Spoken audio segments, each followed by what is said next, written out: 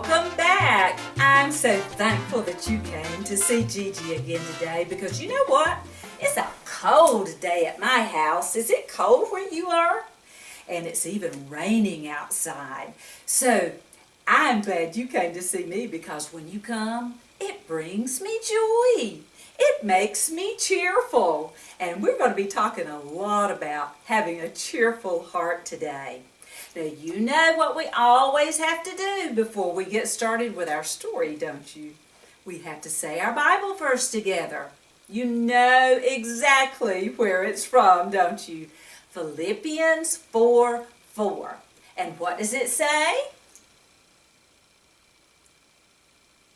Wow, you said it even without Gigi. May I say it with you? Rejoice in the Lord always. Again I say, rejoice. You didn't even have to read that, did you? You know that in your heart. And when you hide God's word in your heart, it's going to always be there for you to use anytime you need it. Isn't that great about how we use God's word? Well, I want to tell you a little something. I like to laugh. Do you? I just really like to laugh. And today when I was trying to decide what story do I want to share with my boys and girls, my friends, my loved ones, those of you that visit me every week, I thought of a funny book that I had on my bookshelf. So today we're going to laugh a lot. Is that okay with you? Did you know that the Bible talks a lot about having a merry heart, a cheerful heart, a joyful heart? As a matter of fact, in Proverbs chapter 17, verse 22, there's a verse that I think you will want to learn just like you've learned this Bible verse. Proverbs 17:22 says, "A cheerful heart is good medicine." What does medicine help us do? Yeah, it makes us feel better, doesn't it? When we're sick and the doctor tells us to take medicine, it's to make us feel better. Well, God tells us in His Word, and that's what the Bible is, God tells us that a cheerful heart does our body good like a medicine. That means if we have the joy of Jesus in our hearts, we're going to feel better. Isn't that a neat thing? I just love that. So I hope that that's one verse that you will also hide in your heart.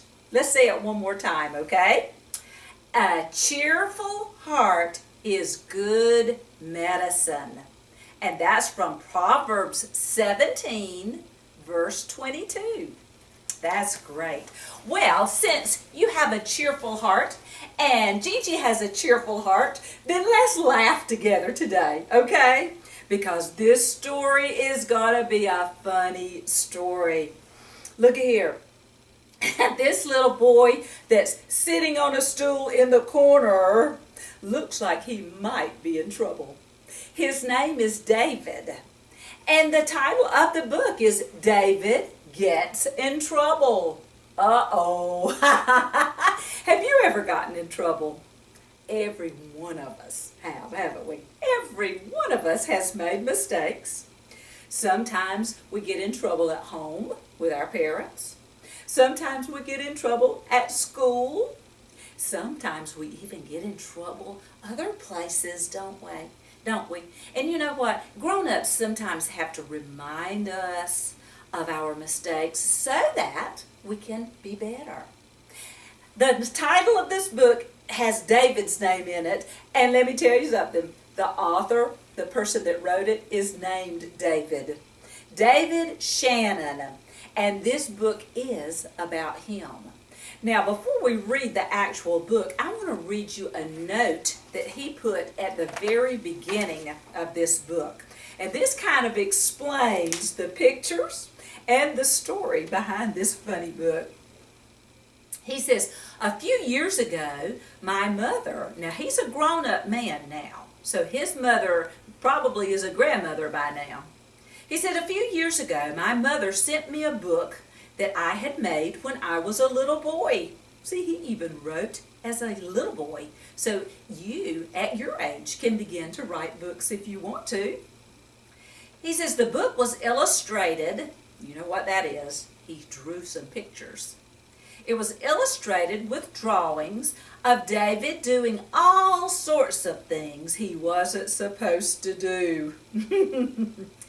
And the text, that means the words that he wrote, consisted entirely of the words, "No, David," because they were the only words I knew how to spell. He must have been maybe in kindergarten, do you think? And he could spell no and David, and he could draw pictures. He said, I thought it would be fun to make a new version of the book celebrating all the time-honored ways that moms say no. Like the original, it was called No, David. That was the first book that he wrote. In the sequel, and do you know what a sequel is? That means the next book that he wrote. In the sequel, David Goes to School, David found out that his teacher had her own ways of saying no. We'll have to find that book. That one probably is funny too. Well, now it's David's turn to speak in this book. And it turns out that no is a big part of his vocabulary too. Of course, when his mom says no, it's because she worries about his safety. And she wants him to grow up to be a good person. Deep down, she's really saying, I love you. But when David says no, it usually means, I don't want to be in trouble. So do you see why this is going to be a fun book?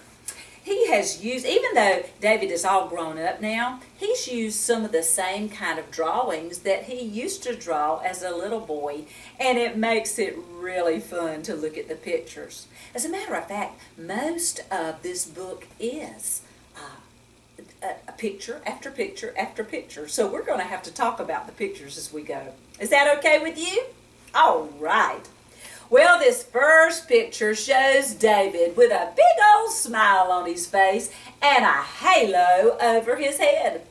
He must think he's an angel. Do you think he's acting like an angel? Let's see. It says, when David gets in trouble, he always says, "No, it's not my fault."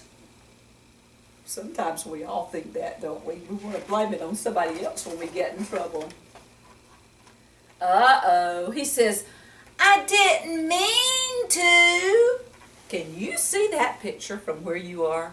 He is inside in the house on his skateboard. Now, he knew better than that, didn't he? He said he didn't mean to knock over the table. Look, the lamp is sliding off. I bet it's going to crash and break. The mail is falling onto the floor. Oh my. But he said he didn't mean to. He didn't think about what might happen if he was riding that skateboard inside, did he?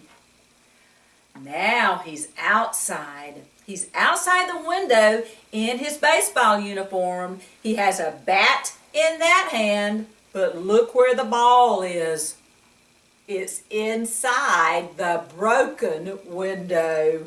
And the plant has been knocked over and spilled all inside his mommy's clean house. He said, "It was an accident." It might have been an accident, but do you think he probably could have been more careful? I think so too. Just like with that skateboard. That skateboard belonged outside, didn't it?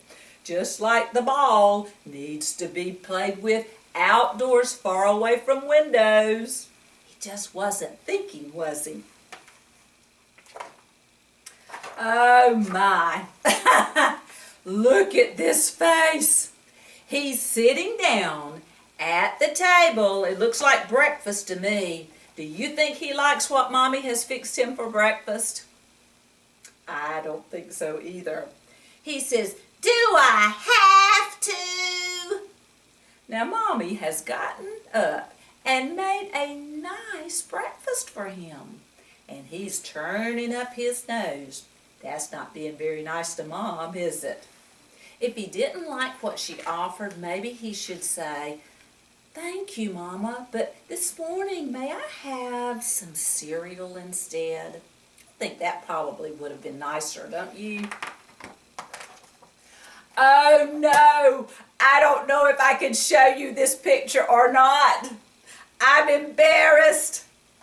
You want to see it? Are you sure?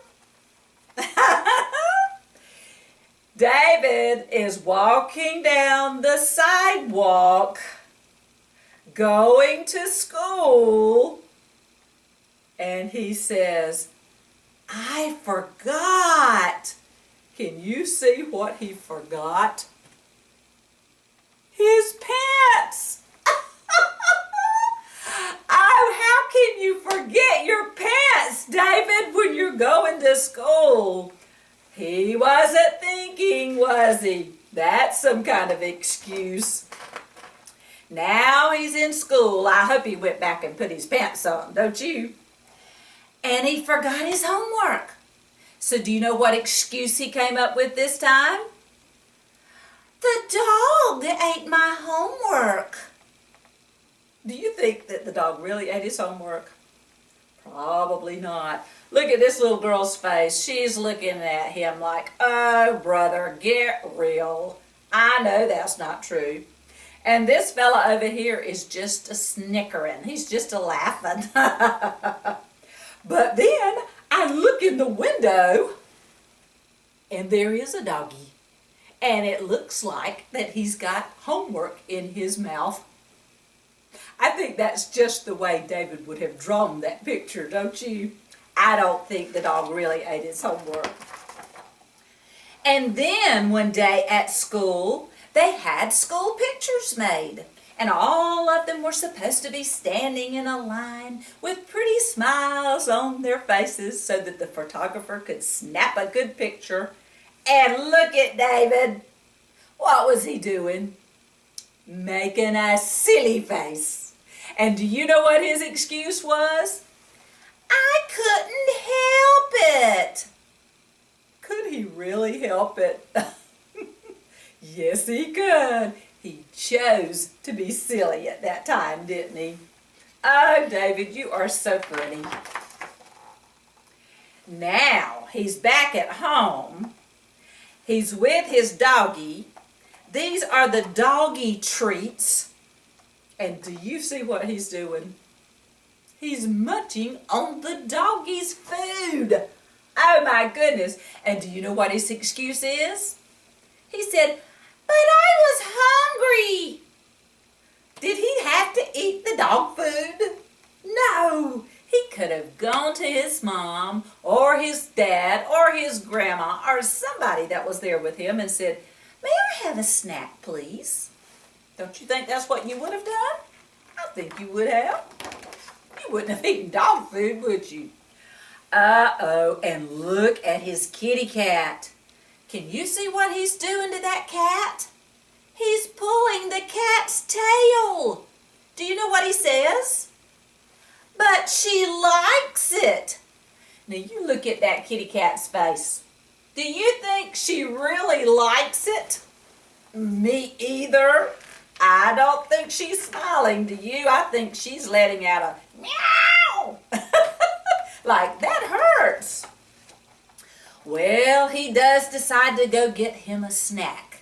But not only is he trying to carry way too much, he's got his grape Kool-Aid, he's got his chips, he's got donuts, he's got all kind of things and his toys. And what happens? He drops his grape Kool-Aid all over the clean floor. What's his excuse this time? It slipped. Well, it probably did slip. But why? Yeah, he had too many things in his hand. He should have brought one or two things in at a time, shouldn't he? More than he could handle there. Uh-oh. I'm sure this never happens to you. Do you see this soap in his mouth? I think what happened, he must have said an ugly word. And sometimes parents have to do things to remind you not to say ugly words. And that mommy was telling him that she was going to wash his mouth out with soap. He blamed it on somebody else. Do you know what he said? But Dad says it. Now, I don't know if Daddy said an ugly word or not, but even if somebody says something that you know is ugly, even if it's a grown-up that says it, because grown-ups sometimes let things come out of their mouths that shouldn't. But even if he hears anybody say something ugly and we know that it's an ugly word, we shouldn't say it, should we? No. Oh my goodness, this is another one that makes me laugh. Can you see what's happening? David is sitting at the dinner table, and he must have enjoyed his dinner, because do you know what happened? He let out a big old burp. Oh my goodness. He did say, "Excuse me," but I think he probably could have been a little quieter with it, don't you? Look at that big old mouth. And look, it's even blowing the candle and blowing the flowers over. The burp was so loud. When we feel a burp coming on, and that does happen sometimes, doesn't it? Do you think we ought to try to hold it in? Yeah, I think so too. We can use our manners. David was not using his manners. Oh my goodness, and what's happening here? He's gone to some place where somebody has a beautiful birthday cake. And he got into it, but he says, "No, it wasn't me." But was it? Look, can you tell? I can see that it was him, because look all over his face. Do you see cake? Chocolate cake like is right there that's missing? He told a story, didn't he? He said it wasn't him, and we can tell it was. Oh, David, you are so silly. But David goes to bed that night, and he begins to think about all the things that he did, all the mistakes that he made during the day. I imagine he was saying his prayers. And you know, when you've got Jesus in your heart, even when you make mistakes, he will just prick your heart and talk to you in your heart and remind you of the things that you did that were not right during the day. Now, Jesus will forgive us if we ask him, won't he? And listen, I think that he probably did ask Jesus to forgive him, because he says, "Yes, it was me." He admitted his mistakes, didn't he? And that's what we all need to do. We need to admit our mistakes and ask for forgiveness, and then try really hard not to do those same things again. "I'm sorry," he says. Oh, that blesses my heart to hear somebody say, "I'm sorry," and really mean it. And there is a difference in really meaning it and then just saying it, isn't it? But I think David really meant it. Look at his little face. He looks sorry that he did those things during the day. And then he lays his little head down on his pillow and he says, "I love you, Mom." He cleared his heart, didn't he? He got rid of those things that he was worried about by saying, "I'm sorry." And Jesus forgave him. And do you think Mom did too? I'm sure she did. And now he can sleep peacefully. Oh, David, I hope that tomorrow he makes better decisions, don't you? I do too. Didn't you think that was kind of a fun book? A cheerful heart does good like a medicine. And you have brought cheer and joy to me today to join me as we read this silly fun book. Now, let me remind you that a lot of the things that little David did in this book, we make the same kinds of mistakes. What we should do is learn from those mistakes and try really hard not to make the same mistakes again. But all of us make boo-boos, don't we? All of us fail from at one time or another. Sometimes things jump out of our mouths that we think, oh, we shouldn't have said that. Sometimes we're sitting at the table and we burp. Oh, yes, we should say excuse me, but the next time let's try really hard to use our manners, okay?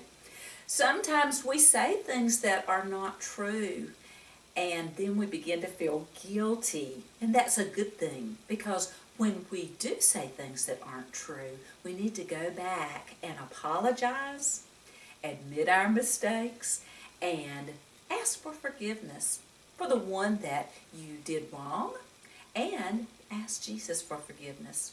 Do you know what? I think it brings Jesus joy when we come to him and say, oh, Jesus, I did this today and I shouldn't have. Will you please forgive me? And what will he always say? Of course I forgive you. Well, boys and girls, that's our story for today, and I'm so glad that you joined me again in my Joy, Joy, Joy Corner. I hope to see you again next week, and let's remember to rejoice in the Lord always. And again I say, rejoice. Bye-bye.